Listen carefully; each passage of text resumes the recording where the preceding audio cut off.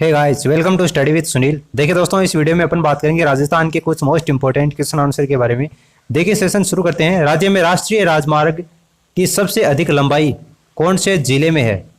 राजस्थान में जो national highway है उसमें सबसे अधिक लंबाई कौन से जिले में है, ये आपको बताना है। अजमेर डिस्ट्रिक्ट में, जैसलमेर में, जोधपुर में या फिर जयपुर में?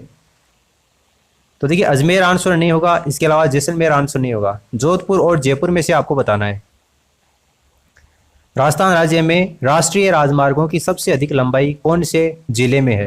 तो देखिए जोधपुर क्या होगा इस क्वेश्चन का करेक्ट आंसर होगा। राजस्थान में केंद्रीय सरसों अनुसंधान केंद्र कहां पर है? राजस्थान में केंद्रीय सरसों अनुसंधान केंद्र कहां पर है? बीनमाल, जालोर, सूरतगढ़, गंगानगर, केकड़ी, अजमेर या सेवर, भरतपुर? राजस्थान में केंद्रीय सरसों अनुसंधान केंद्र कहां पर है? तो देखिए जालोर में नहीं होगा और गंगानगर में नहीं होगा। अजमेर और भरतपुर में से आपको बताना है। तो देखिए इसका करेक्ट आंसर होगा सेवर, भरतपुर में केंद्रीय सरसों अनुसंधान केंद्र स्थित है।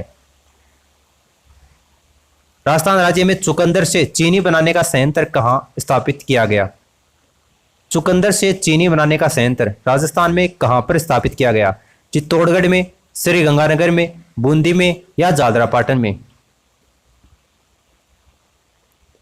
चुकंदर से चीनी बनाने का संयंत्र कहां पर स्थापित किया गया? तो देखिए बूंदी और जालरापाटन इसका आंसर नहीं होगा।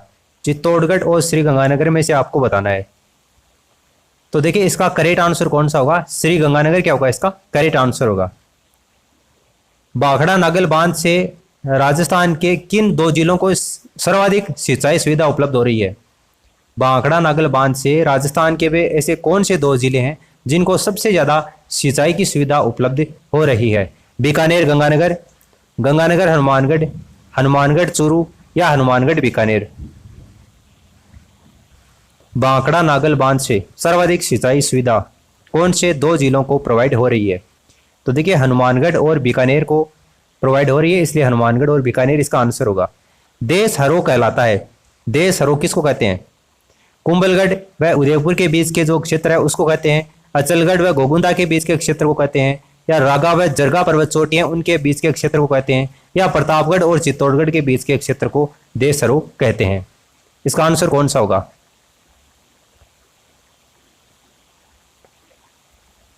तो देखिए इसका करेक्ट आंसर होगा रागा व जो जरगा पर्वत चोटी है उसके मध्यवर्ती क्षेत्र को किस नाम से जाना जाता है? देश हरो के नाम से जाना जाता है। रागा नाम का जो स्थान है वो कहां पर आपका सिरोही में है और जरगा पर्वत चोटी कहां पर है? उदयपुर में है। तो इन दोनों को भी आपको ध्यान में रखना है। इसके अलावा कुंभलगढ़ व उदयपुर इनके बीच का जो क्षेत्र है उसको किस नाम से जाना जाता है? बोराट के पठार के नाम से जानते हैं। तो इसको भी आप ध्यान में रखना। देश हरो किसको बोलते हैं? रागा व जरगा पर्वत चोटियों के मध्य के क्षेत्र को बोला जाता है। भारत देश की सबसे कम क्षेत्रफल की बाघ परियोजना बनी जिसमें बाघ बघेरे, नीलगाय, चित्तल, रीछ, जरख, चिंकारा आदि पाए जाते हैं। देश की सबसे कम क्षेत्रफल की बाघ परियोजना कौन सी है जिसमें ये जीव जंतु पाए जाते हैं? सरिस्का अभ्यारण्य, कुंभलगढ़ अभ्यारण्य, नाहरगढ़ अभ्यारण्य या फिर रणथंभौर राष्ट्रीय उद्यान? कौन सी है वो बाघ परियोजना? तो देखिए इसका करेक्ट आंसर कौन सा होगा? रणथंभौर राष्ट्रीय उद्यान इसका करेक्ट आंसर होगा। रतनाडा जो हवाई अड्डा है वो कौन से शहर में स्थित है? राजस्थान का वो कौन सा जिला है जहां पर रतनाडा हवाई अड्डा स्थित है? जयपुर में, जोधपुर में, उदयपुर में या फिर कोटा में? तो देखिए कोटा इसका आंसर नहीं होगा और जयपुर भी इसका आंसर नहीं होगा। जोधपुर और उदयपुर में से आपको बताना है कि रतनाडा हवाई अड्डा कहां पर स्थित है, जहां पर इंडियन एयरफोर्स के द्वारा ही वो कंट्रोल किया जाता है। तो देखिए इसका आंसर कौन सा होगा? जोधपुर सिटी के अंतर्गत रतनाडा हवाई अड्डा स्थित है। रणथंभौर राष्ट्रीय उद्यान की स्थापना वर्ष 1955 में की गई, जबकि इसको राष्ट्रीय उद्यान का दर्जा कब मिला था? ये क्वेश्चन मैं पहले भी आपको एक वीडियो में बता चुका हूं कि राजस्थान के अंतर्गत 3 बाघ परियोजनाएं संचालित हैं, जिनमें से पहली है प्रथम बाघ परियोजना रणथंभौर अभ्यारण्य, दूसरी बाघ परियोजना सरिस्का है और तीसरी जो बाघ परियोजना है वो मुकुंदरा हिल्स नेशनल पार्क है। तो रणथंभौर जो अभ्यारण्य है उसको नेशनल पार्क का दर्जा कब दिया गया था? देखिए 1 नवंबर के साथ में कौन सी सन को दिया गया था? 1980 को दिया गया था। ऑप्शन फर्स्ट क्या हो जाएगा, इसका आंसर हो जाएगा। इसको आप ध्यान रखना, कई बार एग्जाम में ये क्वेश्चन पूछा जा चुका है। देखिए नेक्स्ट क्वेश्चन आपको दे रखा है, सोटिंग भट्ट एवं धनेश्वर भट्ट नाम के जो संस्कृत विद्वान है वो कौन से मेवाड़ के शासक थे जिसके दरबार में थे। सोटिंग भट्ट एवं धनेश्वर भट्ट नाम के संस्कृत विद्वान कौन से मेवाड़ शासक के दरबारी कवि थे। महाराणा हमीर, महाराणा कुंभा, महाराणा सांगा या फिर महाराणा लाखा। देखिए महाराणा लाखा क्या होगा, इसका करेक्ट आंसर होगा महाराणा लाखा। इनके पिता का नाम था क्षेत्र सिंह। चित्तौड़ मेवाड़ में ये सिसोदिया राजपूत वंश के ये शासक थे। और महाराणा लाखा के शासनकाल की बात करें तो 1382 से लेकर 1397 ईस्वी तक ये रहे थे। ये स्वयं भी एक संगीत शास्त्र के ज्ञाता थे, विद्वान थे संगीत के, और ये विद्वानों को आश्रय देते थे जिनका नाम था सोटिंग भट्ट और धनेश्वर भट्ट। इनके दरबार में दो ये विद्वान थे। महाराणा लाखा। राजस्थान में वैश्विक बैंक की आर्थिक सहायता से जिला गरीबी उन्मूलन किस वर्ष प्रारंभ की गई। 2002 में, 2001 में, 2000 में या 1999 में। तो देखिए इसका करेक्ट आंसर कौन सा होगा, वर्ष 2000। राज्य की प्रथम विद्युत परियोजना कौन सी है। राजस्थान राज्य की प्रथम विद्युत परियोजना कौन सी है। माही बजाज, चंबल परियोजना, इंदिरा गांधी नहर परियोजना या बिसलपुर परियोजना। राजस्थान राज्य की प्रथम विद्युत परियोजना कौन सी है। तो देखिए इसका आंसर होगा चंबल परियोजना। ठीक है। बेराट की पहाड़ियां जयपुर से कौन सी नदी निकलती है। बेराट की पहाड़ियां जयपुर से कौन सी नदी निकलती है। घग्गर नदी, बेड़स नदी, पार्वती नदी या बाणगंगा नदी।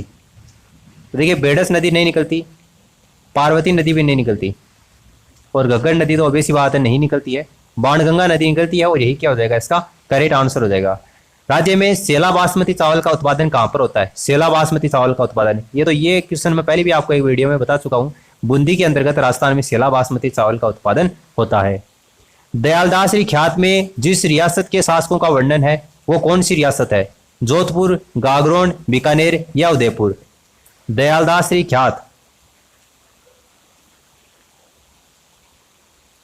देखिए मोहनोत नैणसी की एक ख्यात है, मोहनोत नैणसी, मोहनोत नैणसी ख्यात। राजस्थान की प्रथम ख्यात का दर्जा मोहनोत नैणसी ख्यात को प्राप्त है। और राजस्थान की अंतिम ख्यात वो कौन सी है, दयालदास ख्यात को राजस्थान की अंतिम ख्यात कहा जाता है। तो इसमें कौन सी रियासत के शासकों का वर्णन है। तो कौन सी रियासत की है, बीकानेर की रियासत के शासकों का इसमें वर्णन है। ऑप्शन थर्ड इसका आंसर होगा। महिला मिनी बैंक योजना की शुरुआत 17 जनवरी 2001 को निम्न में से कौन से स्थान पर हुई थी। अकोलीग्राम, जालोर, बस्सी, चित्तौड़गढ़, तिलवाड़ा, बाड़मेर, सोजत सिटी, पाली। महिला मिनी बैंक योजना की शुरुआत 17 जनवरी 2001 को कहां पर हुई थी। तो देखिए जालोर में हुई थी, और गांव का नाम था अकोलीग्राम, जालोर के अंतर्गत। ऑप्शन फर्स्ट इसका आंसर होगा। राजस्थान में मानसून के प्रत्यावर्तन का समय कौन सा है। राजस्थान में मानसून के प्रत्यावर्तन का समय कौन सा है। जून जुलाई, अक्टूबर से मध्य नवंबर, नवंबर से मध्य दिसंबर या मई जून।